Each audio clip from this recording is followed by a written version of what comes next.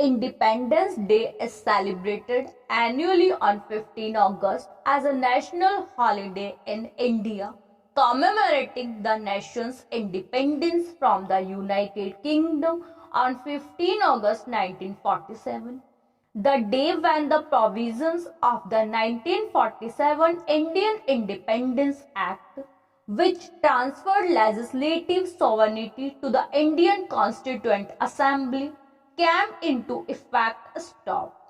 India retained King George VI as head of state until its transition to a full republic when the nation adopted the Constitution of India on 26 January 1950 celebrated as Indian Republic Day and replaced the Dominion prefix Dominion of India with the enactment of the Sovereign Law Constitution of India. India attained independence following the independence movement, noted for largely non-violent resistance and civil disobedience. Independence coincided with the partition of India, in which British India was divided along religious lines into the dominions of India and Pakistan. The partition was accompanied by violent riots and mass casualties and the displacement of nearly 15 million people due to religious violence. On 15 August 1947, the first Prime Minister of India, Jawaharlal Nehru, raised the Indian national flag above the Lahori Gate of the Red Fort in Delhi. On each subsequent Independence Day, the incumbent Prime Minister customarily raises the flag and gives an address to the nation.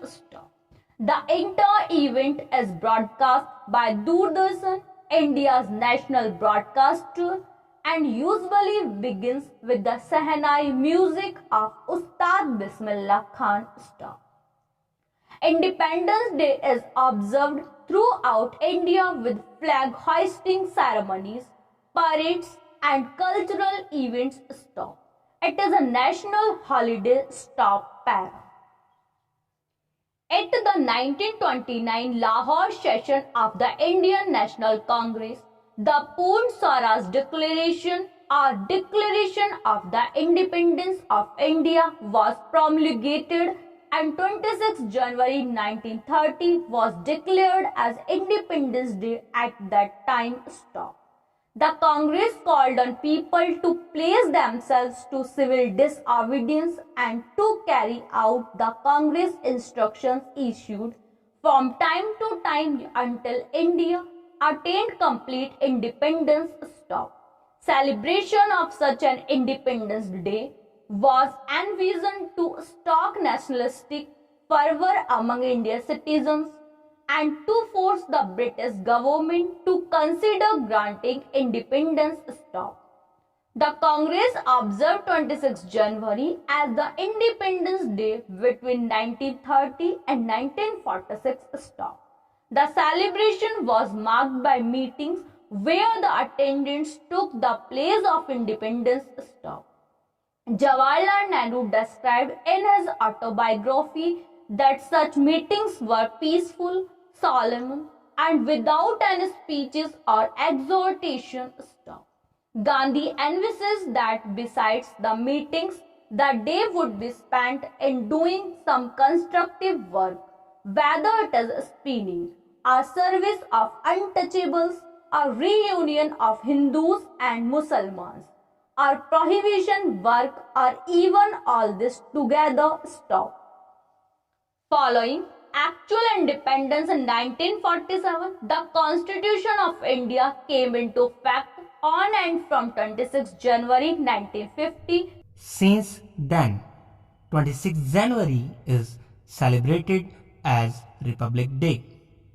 In 1946, the Labour government in Britain, its exchequer adjusted by the recently concluded World War II, realized that it had neither the mandate at home, the international support nor the reliability of native forces for continuing to maintain control in an increasingly restless India. Stop.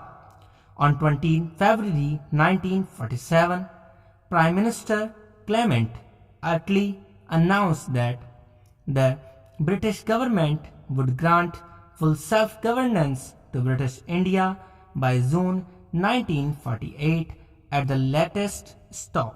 The new Viceroy, Lord Mountbatten, advanced the date for the transfer of power, believing the continuous contention between the Congress and the Muslim League might lead to a collapse of the interim government. Stop. They chose the second anniversary of Japan's surrender in World War II, 15 August, as the date of power transfer. Stop. The British government announced on 3 June 1947 that it had accepted the idea of partitioning British India into two states.